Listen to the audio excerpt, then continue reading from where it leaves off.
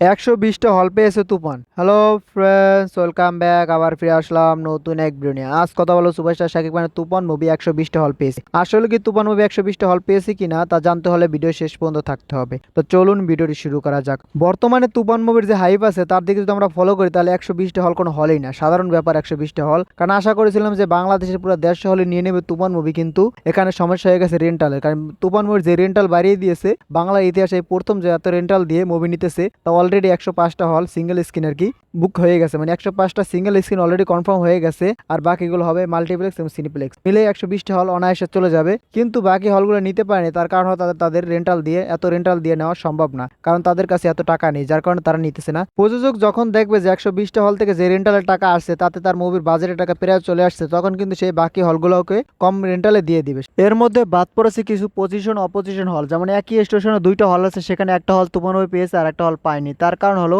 ওই দুইটা হলের ভিতরে যে হলটা পরিবেশ ভালো সেই হলটাকে তুফান মুভি দেওয়া হয়েছে, আবার যে হলটা পরিবেশ খারাপ সেই হলটাকে কিন্তু তুফান মুভি দেওয়া হয়নি। আবার অনেক অনেক স্টেশনে দুইটা হলই কিন্তু পজিশন অপোজিশন দুটো হলই কিন্তু তুফান মুভি পেয়েছে। যারা রেন্টাল দিতে পারছে তারা তুফান মুভি নিতে পারছে, এবং অনেক অনেক স্টেশনে পায়নি, অনেক অনেক স্টেশনে পেয়েছে। তার মধ্যে হয়তো দুই একটা স্টেশন এখনো বাকি আছে পজিশন অপোজিশন হল, কিন্তু হয়তো তারাও নিয়ে নেবে তুফান মুভিটা, আশা করা যাচ্ছে। কারণ তুফান মুভির যে বর্তমানে যে হাইপ আছে তার দিকে তো মনে হচ্ছে সবাই তুফান মুভি চালাতে চাবে। একই স্টেশনে দুইটা হল যে তুফান মুভি চালাবে, তারা কি লাভবান হবে না ক্ষতিগ্রস্ত হবে সেটা কিন্তু আপনারা কমেন্টে জানিয়ে যাবেন। কারণ একটা স্টেশন একটা পজিশন অপোজিশন দুইটা হলে যদি তুফান মুভি চলে, কিন্তু তার হয়তো ততটা লাভবান হবে না, কিন্তু ক্ষতিগ্রস্ত হবে না। কারণ একটা হলে যদি চলতো তখন কিন্তু মাসব্যাপী তুফান মুভিটা চলতো, কিন্তু যেহেতু দুইটা হলেই চলবে সব জায়গায় কিন্তু দর্শকরা সিট পেয়ে যাবে। এটা সিট না পেলে তারা কিন্তু ওইটা যাবে টিকিট কাটতে, ওইটা সিট না পেলে এটা আসবে। এইভাবে মিলে যেটা কিন্তু তারা তুফান মুভিটা দেখে ফেলতে পারবে। তাদেরকে সপ্তাহে সপ্তাহ ওয়েট করতে হবে না যে অগ্রিম টিকিট কেটে আসলাম সামনের সপ্তাহে গিয়ে তুফান মুভিটা দেখবো, সেরকমের সিরিয়াল তাদের ধরতে হবে না। তারা এই হলে টিকিট না পেলে অপর হলে গিয়ে ছবিটা দেখে আসবে। কিন্তু এই দুইটা হলের ভিতরে যে হলটা সব থেকে পরিবেশ ভালো, সবাই কিন্তু আগে সেই হলটাই দেখতে যাবে, কিন্তু সেই হলে টিকিট না পেলে কিন্তু অপোজিশন হলেও তারা